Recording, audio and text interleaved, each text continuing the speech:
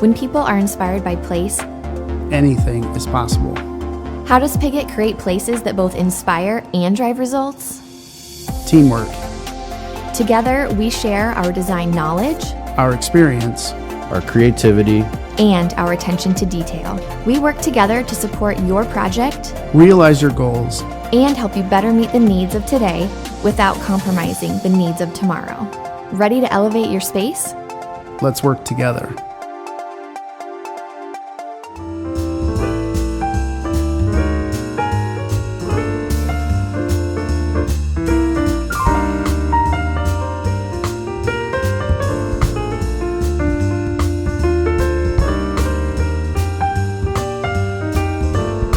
Well, welcome to our home. I am Don, and I'm a retired architect.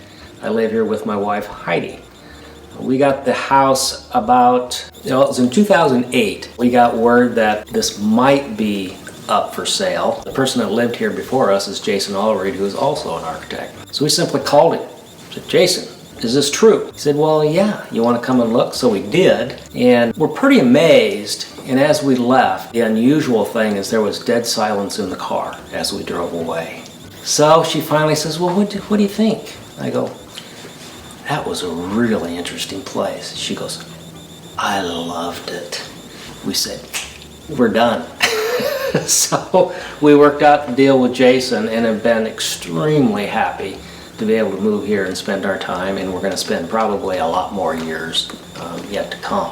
The house was originally designed for the director of the Art Center. Was actually the second director of the Art Center. His name was Dwight Kirsch and his wife Truby. They moved here in 1950 and had met up with Amos Emery, who was the architect, and he's done a number of things in this area. And they set about working on the house and the design and looking for lots. They were very much involved in the whole process. Completed the house in 1952.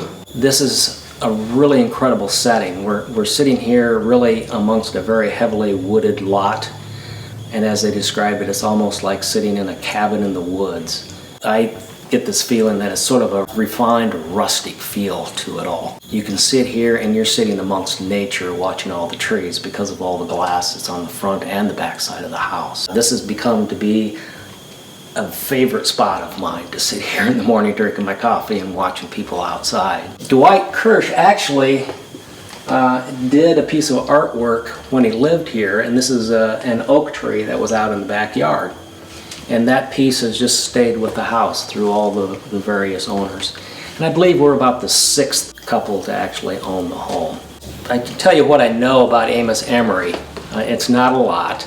I knew that he was born in like Missouri or Kansas and moved here as a child.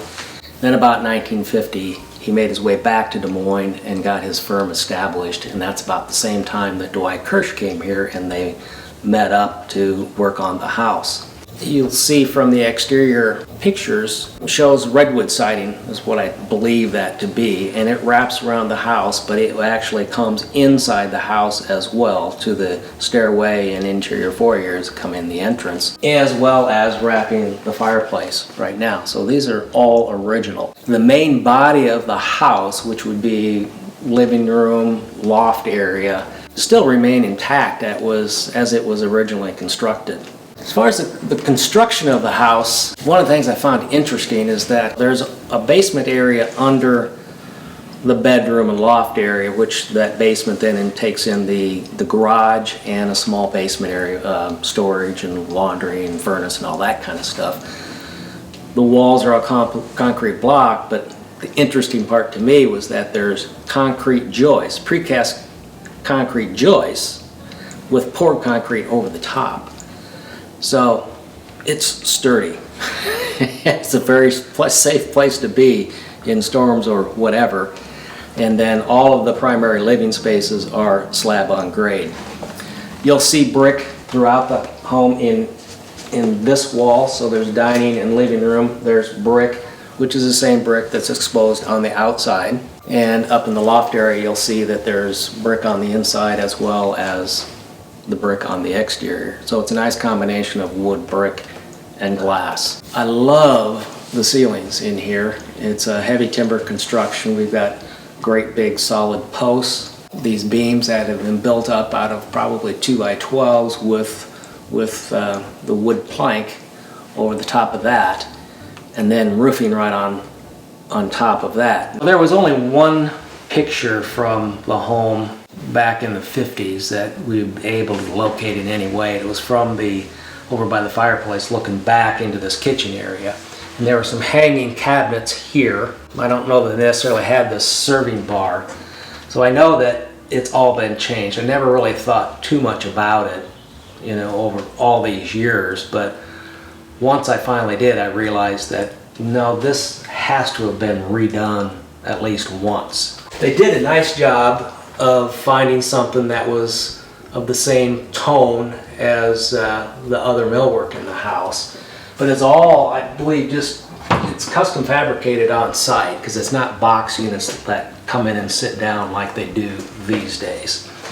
We're giving it thought as to maybe freshening, I'll call it, the kitchen up and just kind of redoing it and making it at least a little more efficient, because right now it's pretty basic cabinets and some dead corners, and it could be much more efficient if we use some of the modern things that are available for kitchen cabinets now.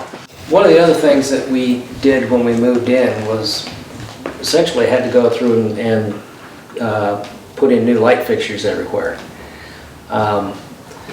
Not because somebody ripped them out, but I think that when the house was originally built, they used primarily lamps.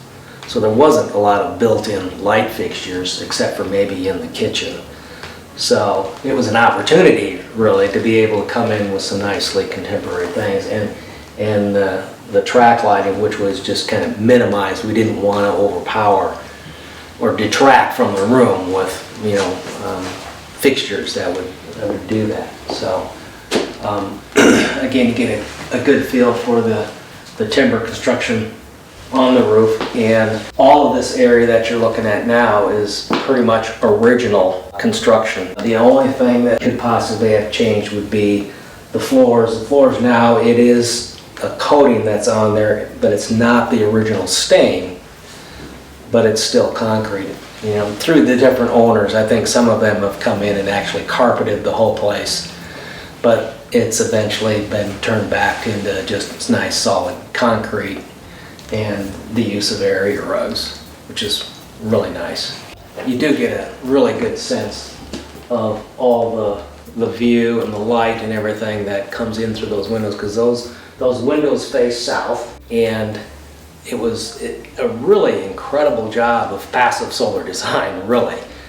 There's enough of an overhang that in the summer, when the sun is high, it will come in no more than just a foot or two onto the floor outside those windows, so you're not getting a whole bunch of heat gain. And then in the winter, when the sun is a lot lower, it allows the light to come in all the way back to the middle wall. So it's really a fantastic design for the south side at just utilizing all that natural solar light. Well, from this angle, you get an even better sense for how open and dramatic the space really is, because now we're looking back to where there's an elevation change in the floors. The ceiling just continues to slope up to provide the headroom for this little loft area that's a few steps up, and then this whole wing is where the bedrooms and bathrooms are. This whole component here is original to the house. I think this was probably set up as a little flop-down desk, at one point, and then just all shelf work. So we've modified the shelves just to be able to fit a TV in there. This area, as we go behind this, as I call the loft area, was originally designed as a studio for Dwight Kirsch. So he set up here and did all of his painting and drawing and all those types of things, and probably even gave his classes when he was giving classes at that time. Now we use it as our bedroom. This is the loft area, as you can see, and this is where that skylight comes down, and we assume this was his original art studio.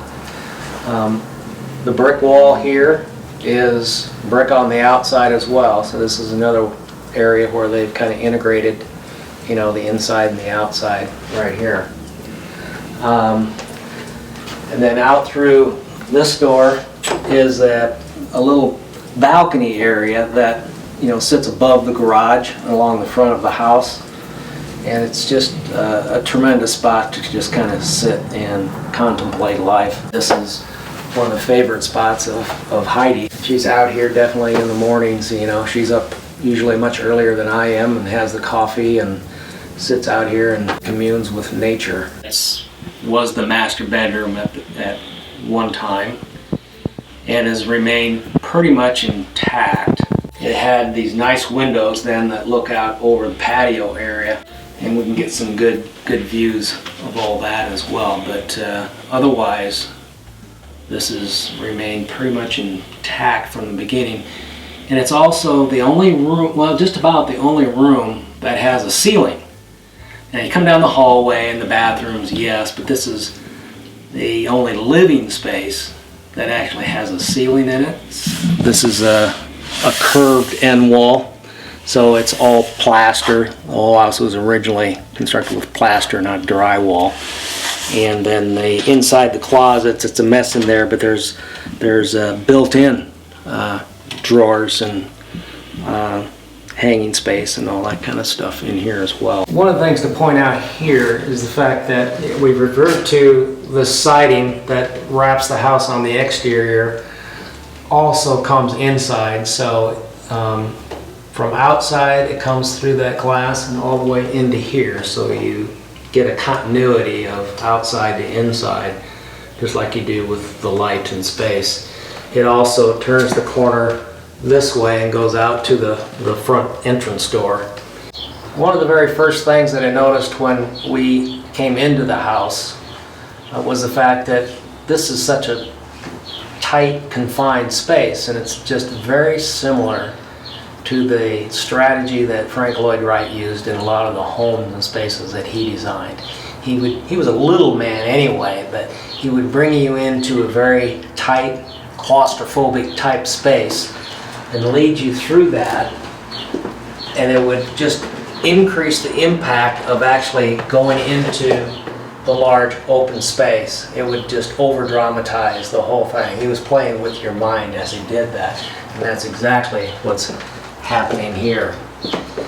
And what we explained before, that whole exterior siding as it runs from outside to in along the stairwell turns and comes back to the main entrance, and they've actually concealed the doors into the closets and the other basement area in here.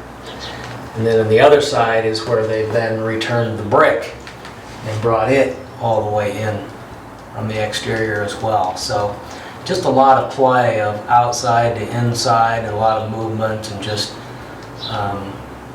great nature. Here you get a good idea of the exterior finish materials on the outside with the redwood siding above, the brick down below, which are all materials that you've seen wrap the building and actually continue inside, so that there is no difference between inside and outside a lot of times, because there's just so much openness. And also, this is a perfect time of year to get a sense of what all the landscaping is like and how much they actually did back when the house was originally done. Well, this is one of the areas that we definitely knew we needed to redo, because it was constructed of railroad tie retaining walls, and the floor is actually wood deck. They were both extremely weathered, and the deck was especially problematic because it's a grade level deck, which means you got to dig down and create a pond below that thing, and it was an issue with water starting to seep into the basement over there. So there are many reasons for trying to get that all straightened out, and so we decided we're going to make sure this thing never causes us a problem again and just do it all in concrete. Originally there were planting beds all the way up and down here, created with the railroad ties. And Dwight Kirsch and his wife Truby were avid gardeners, and they get the credit for all of the things that have been done around here for plantings and landscaping. was phenomenal. The entire first year we were here, we just continually watched new things pop up and bloom. I mean, it was just a spectacular show year-round. So when we come in to redo this, we wanted to retain as much of that as we could. So that's the reason we've stepped all these planters. And then we added at this far end a place that we could come in and plant some of our own things. What happens is, right at this time of the year, we get the tulips and these other flowers coming in, and then about the time that all these annuals come available, these things are dying off. So we get annuals, and then we just fill this whole thing up with annual plantings and keep a lot of color there throughout the summer. So it's been really great. It's been a fantastic space. With the fireplace, I've been able to add a little spot out here to be able to pile up wood so I can get direct access to it during the winter. I've set up little gates here so that the dog and I can come out here and he can roam freely without getting away, because he would run. But a tremendous space out here. I just love it out back here because I can isolate myself from the rest of the world being outside. So, it's an 1.25 acres of land entirely. It's fairly narrow but goes way deep. So about 2/3 of this whole thing is actually wooded, and it's a perfect time of year to be able to see all the bluebells coming up out of the ground and flowering. We've got all the red buds, or the brilliant purple color. The plum tree has blossoms. There's all kinds of things just springing to life right now. Spectacular setting.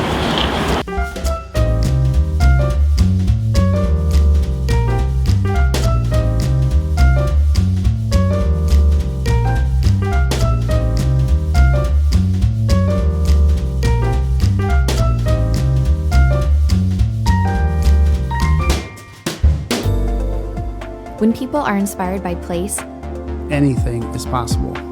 how does Piggott create places that both inspire and drive results? Teamwork, Together, we share our design knowledge our experience, our creativity, and our attention to detail. We work together to support your project realize your goals, and help you better meet the needs of today without compromising the needs of tomorrow. Ready to elevate your space? let's work together.